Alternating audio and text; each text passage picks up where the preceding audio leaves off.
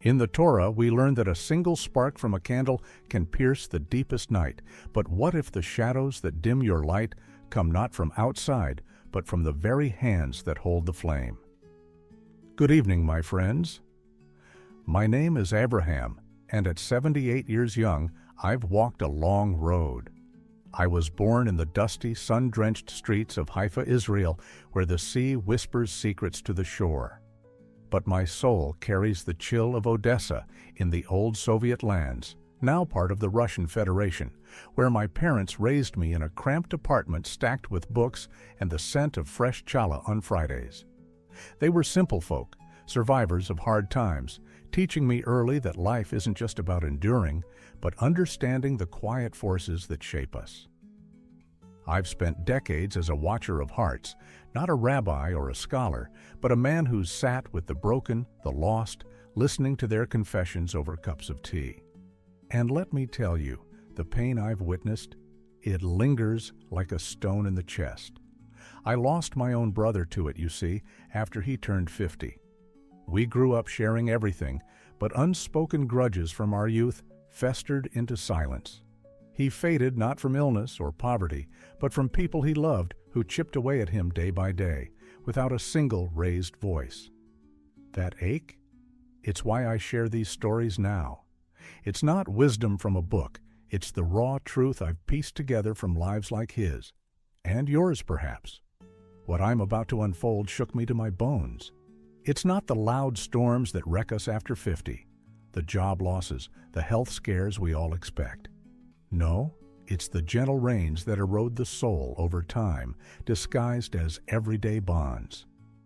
This truth I uncovered isn't the feel-good advice from self-help shelves. It's a harsh mirror, one that healed me even as it cut deep, flipping every belief I held about loyalty and love. Picture a man named Isaac. He was like so many of you, solid, middle class, living in a quiet suburb outside New York with a wife, a grown son, and a circle of old friends. By 55, he'd built a comfortable life, a steady job as an accountant, a home paid off, Sabbaths spent with laughter around the table. Everything seemed steady, like the steady rhythm of Modeh Ani each morning, thanking the divine for another day. But then, without warning, Isaac unraveled. His health crumbled, his joy vanished, and he confessed to me one rainy afternoon that it wasn't fate or bad luck. It was 3 people in his life, ordinary faces he trusted, who were quietly destroying him from the inside. Not with fights or theft, but with something far subtler. And as I listened, I realized this riddle held a secret that could free us all, if we dared to look. Have you ever paused after 50 and wondered why the years feel heavier, not from age alone, but from the weight of those around you? Why the people you pour your heart into sometimes leave you emptier than before? That the kindness you give doesn't always circle back, and the loyalty you cling to feels more like a chain. If those questions stir something in you, then lean in. This tale is yours. Let me take you back to my own boyhood in Odessa, when I was just 10. My father, a tailor with hands rough as the Black Sea winters, once helped a neighbor, old Mr. Levin, through a brutal famine. He shared our last potatoes, lit an extra candle on Shabbat, so Levin wouldn't eat in the dark. Years passed, and it seemed repaid in small favors, a mended coat here, a shared prayer there. But after my father turned 50, that same neighbor turned cold. Whispers of old debts, subtle digs at family dinners, until the friendship soured into resentment. My father never spoke of it, but I saw how it hollowed him, like a drop of water carving stone over time. That was my first glimpse of how the closest ties can become the quietest thieves. Now, with Isaac's story, we'll walk that path together, from the surface of what we think we know to the shocking depths beneath. Because, my friends, the enemy without a sword often sits at your own table, smiling as it takes what matters most. Let's step into Isaac's world now, my friends, and uncover the first layers of this puzzle. You see, after 50, we all cling to a simple truth, one passed down like a warm challah at the Shabbat table. Surround yourself with people who lift you up. Family, old friends, those who've walked beside you through the storms. They're your anchor, your light. It's what the sages in the Talmud meant when they said a kind word can build a home stronger than stone. Let me tell you about David, a man I knew well from my days visiting relatives in Brooklyn. David turned 50 during a rough patch. His business faltered. His knees ached from years on his feet as a baker. But he had his circle, a devoted wife, 2 daughters who called every week, and a minion of buddies from the synagogue who'd gather for poker and stories. They didn't just support him, they shared the load. When money got tight, his friends chipped in for supplies, no questions asked. His family lit the candles together on Fridays, reminding him that joy comes in the gathering, not the gold. David leaned into that, opening his heart wider. By 60, his shop thrived again, not from some miracle, but because those bonds fueled him. He laughed more, slept better, even started teaching baking to neighborhood kids. It was proof. Choose your people wisely after 50, and they'll carry you forward, like the steady flame of a menorah guiding through the dark. I saw it heal David, turn his worries to wisdom. And for a time, I thought that was the key. Keep the good ones close, and life unfolds gently. But I beg you, don't turn away yet, because even the brightest truths have shadows. What if those supporters, the ones you trust most, become the first quiet destroyer? It's a thought that chilled me when I heard Isaac's side. His wife, Sarah, oh, she seemed the perfect rock. Married 30 years, they met young in that New York suburb, building a life around quiet routines, her cooking kugel on holidays, him fixing the roof without complaint. After 50, when Isaac's job stress peaked, Sarah was there with soft words, a listening ear. Or so it appeared. But as he poured out his fears, her responses started small. You worry too much, like always, a gentle nudge that grew into quiet judgments. Why can't you be more like your brother? So successful, she'd say over dinner, her tone light as a feather, but landing heavy. It wasn't yelling or cruelty, it was erosion, subtle as a drop of water on stone. Isaac began doubting himself, second-guessing every decision, his confidence crumbling like old matzah. He confided in me that by 55 he felt smaller in his own home, the man who'd once led family cedars, now shrinking from her gaze. Poverty starts not in the wallet, but in an empty soul, and Sarah's words, meant as help, hollowed his out. That was the first twist. The closest ally can destroy you, not with malice, but with mirrors that reflect your worst fears back at you. Now, let's deepen this, because holding on isn't always the answer. Sometimes it's the noose. After 50, it's not just who you keep close, but why they stay, and what price you pay for that loyalty. The paradox here stings. Cling too tight to those bonds, even the good ones, and they strangle your spirit, leaving you isolated in a crowd. Think of Chaim, another soul I crossed paths with during my travels back to Israel for family visits. Chaim was from Haifa, like me, but settled in America young, running a small hardware store in Chicago. He turned 50 believing in the family net, his wife, his brother, a handful of lifelong pals. They were his everything, holidays at his table, loans when times were lean, advice on raising his kids. Chaim gave endlessly, hosting every Shabbat, mediating their squabbles, never saying no. It felt right, like the Torah's call to love thy neighbor as thyself. But years in after 50, the giving turned one-sided. His brother borrowed money and delayed repayments with excuses. His friends expected free fixes for their homes, but rarely reciprocated. Chaim's wife, loving but needy, leaned on him for every emotional storm, draining his energy like a candle, burning at both ends. He hoarded those ties like savings in a bank, afraid of the emptiness without them. By 60, Chaim was a shell, successful on paper, but bitter inside, snapping at customers, skipping prayers. His health failed from the stress, and one day, alone in his shop after a fight, he broke down, realizing he'd built a prison of loyalty. The second rule? Balance is key.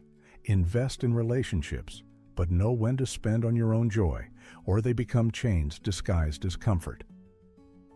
Chaim learned it late, cutting ties gently, finding peace in solitude and new, lighter connections. Believe my experience. It saved him, but at what cost? And here's where Isaac's riddle tightens its grip.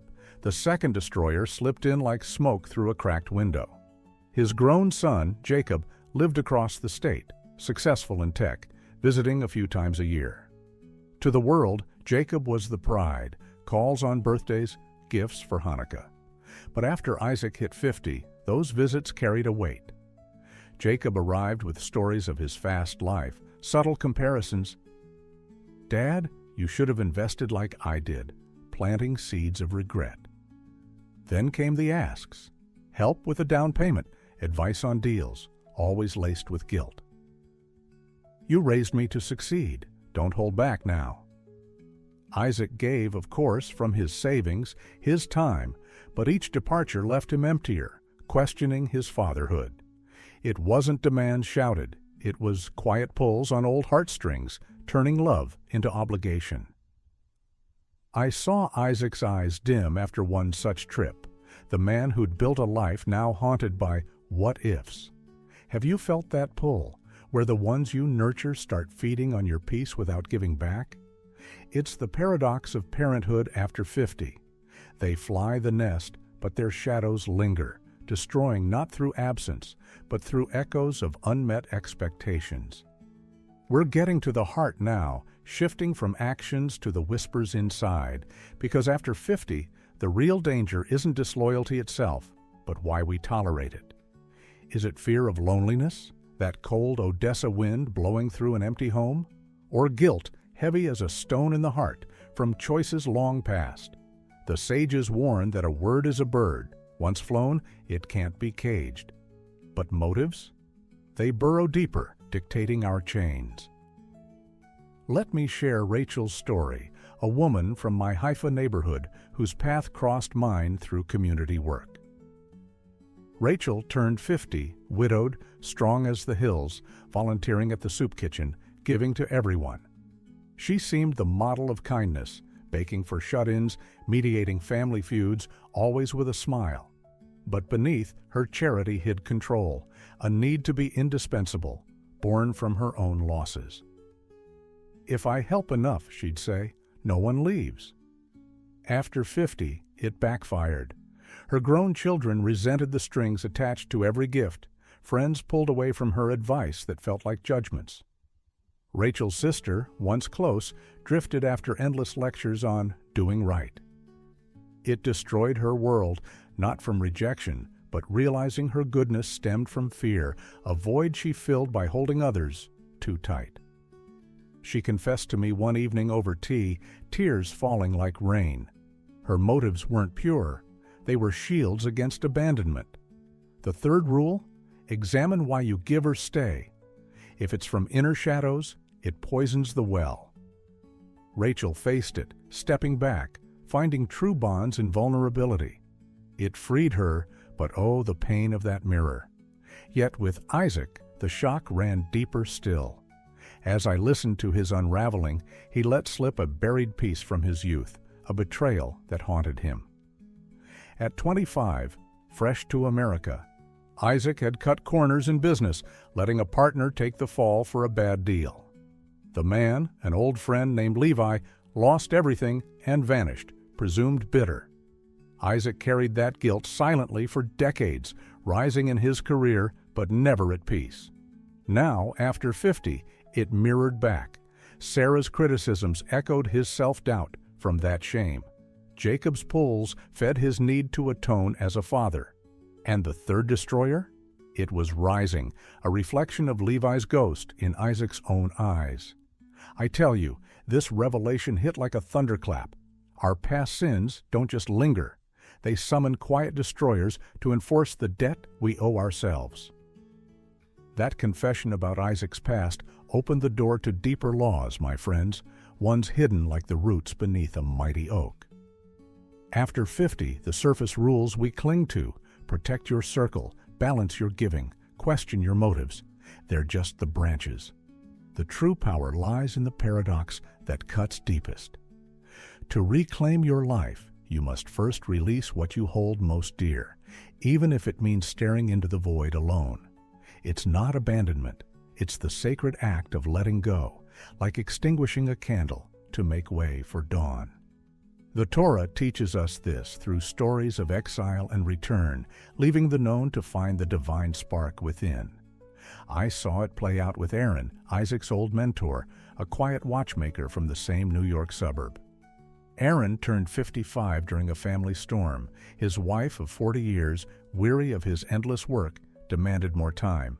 His daughters, grown and distant, pulled away, accusing him of absence in their youth. The rift widened, arguments over holidays, silent treatments at Shabbat dinners, until Aaron lost it all. She left, taking the home they'd built. The girls stopped calling, their resentment a wall thicker than Jericho's. Alone in a small apartment, Aaron faced the emptiness. No minyan to lean on, just the flicker of a single candle each evening. Friends urged him to fight, to beg forgiveness, but he chose release. He stopped chasing, started with Modeh Ani at dawn. I thank you for this breath, even in the silence. Months turned to a year of solitude, nights journaling his regrets, days walking the streets, feeling the void like a stone in his heart. But from that darkness, something rose. Aaron rediscovered his craft, not for money, but joy. He joined a new community, sharing stories without expectation. By 62, he remarried a kind widow, rebuilt ties with his daughters on fresh terms, his life richer than before. The loss had stripped him bare, but in releasing the old chains, the guilt-clung family, the fear of aloneness, he found freedom, like a bird freed from a cage. It was tragic, yes, the embers of his first life scattered, but purifying, forging a stronger flame. This hidden law? Sometimes, after 50, you lose to gain. Empty your hands of the destroyers, and the divine fills them anew. Aaron's tale showed me. Clinging invites ruin. Release invites rebirth. But that wasn't the bottom of Isaac's tale. I dug deeper and found what no one expected, a buried resentment that bound him tighter than any chain, pulling the three destroyers into sharper focus. As Isaac spoke more, the weight of his youth's betrayal lifted slightly, but it revealed how that old wound fueled the present. Sarah's subtle digs? They weren't just habit. They echoed Isaac's self-loathing from letting Levi down, turning her into a mirror he couldn't shatter. Jacob's visits? Each one stirred Isaac's atonement drive, making the boy a vessel for unpaid debts. And the third, it loomed larger, a shadow Isaac projected onto them both. He admitted, voice cracking, that for years he'd avoided his own reflection, blaming others for his quiet despair. The resentment wasn't just toward Levi. It was toward himself, festering since 50, inviting these destroyers to enforce it. Believe my experience, ignoring that root lets them thrive, but facing it begins the unraveling. Now we plunge further to the gravest hidden law of all after 50. The biggest sin isn't a wrong deed from the past, but denying your own life to atone for its shadows. It's sacrificing your present peace on the altar of yesterday's guilt, letting ghosts dictate your days. The sages in the Talmud whisper of this. Burdens carried alone become heavier than the world, but shared in truth, they lighten like manna from heaven. This one hit close for me as a community elder in Haifa, counseling folks who'd wander in after services, eyes hollow from the weight. Take Eli, a man I guided through his 60s, much like Isaac. Eli had emigrated from the old Russian lands to Israel young, building a life as a teacher in Tel Aviv. But in his 30s, a mistake haunted him. During tough economic times, he took a shortcut at work, costing a colleague's job, much like Isaac's deal gone wrong. Eli carried it silently, turning 50 with success on the surface. A family, a home, respect. But the atonement consumed him. His wife became the first destroyer, her needs amplified in his mind as payment for his flaw. He overgave, exhausting himself to prove his worth. His son, the second, pulled at strings of fatherly duty, and Eli sacrificed vacations, hobbies, even health checks to make up for his inner shame. The third, Eli himself, denying joy to punish the past, skipping minions for worry, his prayers rote without heart. By 60, despair set in, sleepless nights, a failing body, relationships frayed. He came to me after a Shabbat alone, confessing over tea. "Abraham, I've lived for them, but forgotten me." We started simple, a Torah tale of Joseph in the pit, rising not by revenge, but forgiveness of self. Eli journaled his shadows, spoke them in quiet prayer, releasing the atonement myth. It wasn't easy. The void scared him, memories clawed back, but he reclaimed his life, mending bonds without chains, finding laughter again. His sin wasn't the old act. It was the lifelong denial, letting shadows eclipse his spark. This law shook me. After 50, atoned by living fully, not shrinking. Eli's renewal proved it. Truth frees more than silence ever could. And here's the strongest twist yet, the one that charged my own heart with fire. In my years as that elder, I saw patterns repeat, but Isaac's confession topped them all. One evening, as rain pattered like tears on Haifa's windows, though he was stateside, he called me, voice raw. He revealed the depths. For 15 years, since turning 50, Isaac had secretly visited Levi's grave every anniversary. Not out of hate, as family thought from old rumors, but from a raw, animal fear of solitude. Levi had died young, broken by that betrayal, and Isaac went to pay respects, whispering apologies to the stone, believing it kept the guilt at bay. But it fed the destroyers. Sarah sensed his distance, her erosions worsening. Jacob's demands hit harder against that hidden penance. And the third destroyer crystallized. Isaac's own unintegrated self, projecting Levi's pain onto his life, turning every mirror into accusation. He did it not from love or closure, but that primal dread of being utterly alone, the void after loss. I tell you, hearing it, I wept, for him, for all of us. What if your deepest virtue, that quiet vigil over past wrongs, is really your greatest fear in disguise? This emotional core laid bare the riddle. The three weren't just people, they were summons from Isaac's soul, demanding he face the man in the grave, himself. No one saw it coming, but in that shock, healing flickered, like a candle relit in the dark. That graveside vigil, my friends, was the thread that pulled it all together. Every rule, every twist, weaving into a picture far simpler and more terrifying than I'd imagined. As Isaac's words hung in the air that rainy evening, I sat back, the pieces falling like stars aligning in the night sky. It wasn't about money or kindness handed out like bread at a feast. It wasn't even the guilt that gnawed at him since youth, heavy as a stone in the heart. No, the three quiet destroyers after 50 weren't just Sarah with her eroding words, or Jacob with his pulling demands, or even the ghost of Levi demanding silent penance. They were mirrors, projections of Isaac's own unhealed wounds, summoned from the shadows he'd ignored for decades. See how it fits, the first rule of supportive circles? Isaac had surrounded himself with love, but his inner doubt turned Sarah's care into criticism because he couldn't trust his worth without her validation. The second, on balancing bonds? He clung too tight to Jacob out of atonement fear, letting the son become a chain that strangled his freedom. The third, probing motives? Isaac's giving stemmed from that primal dread of aloneness, poisoning every tie. And the deeper laws, releasing to reclaim, atoning by living, these showed the core.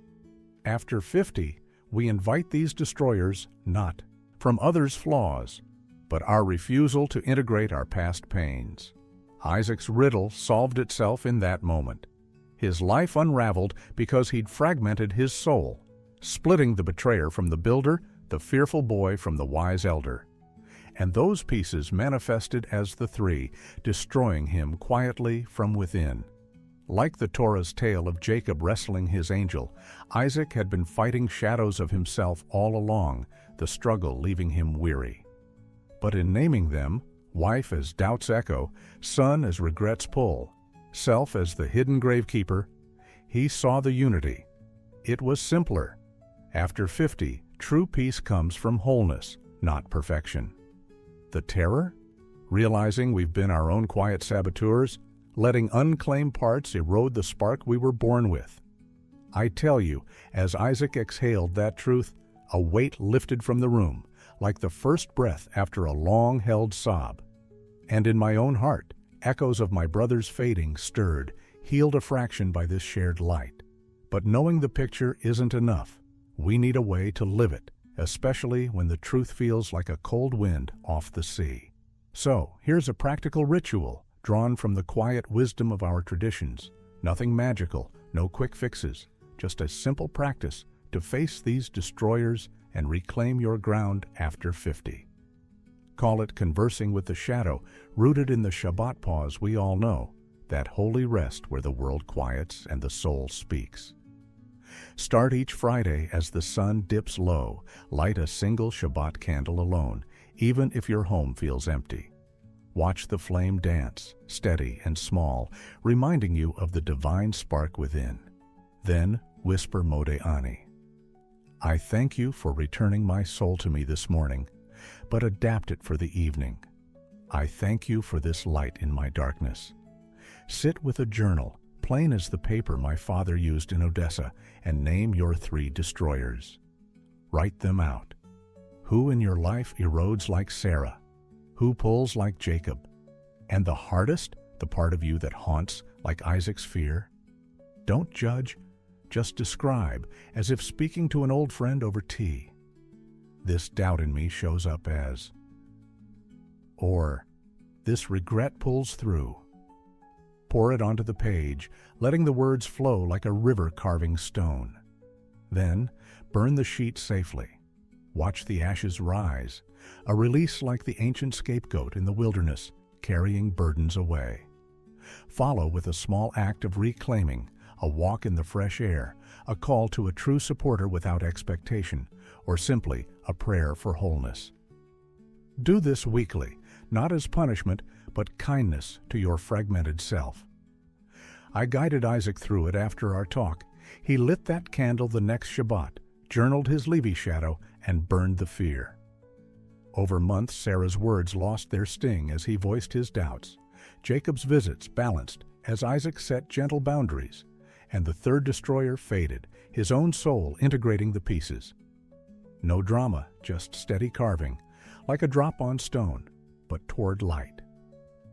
This ritual, my friends, honors the Jewish way, facing truth in community with the self, turning catharsis into daily strength. It helped Isaac rebuild, and it can light your path too. Simple, sacred, yours to hold. And now, my friends, we arrive at the heart of it all, the core secret that binds this tale, not as a rule to follow, but as the deepest psychological law of the soul after 50. It's this: the quiet destroyers aren't enemies to banish forever. They are fragments of you, splintered into the faces around you, born from the shadows you've hidden since youth. Life's silent ruin after 50 doesn't come from bad luck or flawed others. It's the toll of refusing to gather those pieces, letting them wander as ghosts that erode your peace. Sarah, Jacob, the self in the mirror, they weren't invaders. They were calls from Isaac's divided heart, demanding wholeness. The paradox? True wisdom isn't perfection or escape. It's embracing the shadows as threads in the divine tapestry, the same spark that lit creation. In the Torah, we're taught that God formed man from dust and breath, flawed earth with holy fire. Ignore the dust and the fire dims. Accept it, and you shine fuller. Isaac learned this last after our talks and that ritual flame by naming his fragments, not fighting Levi's ghost, but inviting it to the table. He integrated them. No more projections, just a man, whole at last, his life blooming anew at 60. This law isn't cruel, it's liberating, whispering that after 50, your greatest strength lies in the courage to say, "This darkness is mine too," turning destroyers into guides. I tell you, it flipped my world when I saw it in Isaac and in my brother's memory, a secret worth the ache, for it promises the soul's quiet triumph. So what do we do with this as the candle burns low? We don't flee our demons, those three quiet thieves. We turn and stare them down, with the steady gaze of one who's walked long roads. Accept your shadow, not as shame, but as the companion that shapes your light, like the night framing the stars. For Isaac, it meant softer talks with Sarah, boundaries with Jacob, and mornings greeting his full self in the mirror, no graveside whispers needed. Hope rises here, my friends. After 50, this integration isn't loss. It's harvest, reaping the wisdom of years into a richer peace. As the Talmud says, a single honest word can free more than a lifetime of chains. Let yours be the start. You'll find the destroyers fade, not by force but by welcome, revealing the wealth of an undivided soul. Lean into it. The divine waits in that wholeness. If this tale touched your heart, share it with someone over 50 who's wrestling their own shadows. They might need this light as much as you did. In the comments below, tell me, which of the three destroyers hit closest to home for you? Subscribe to join me in unraveling more soul-deep riddles, one story at a time. Guard your spirit, always. Remember, real. Riches lie in the courage to face yourself, pain and all. Shalom.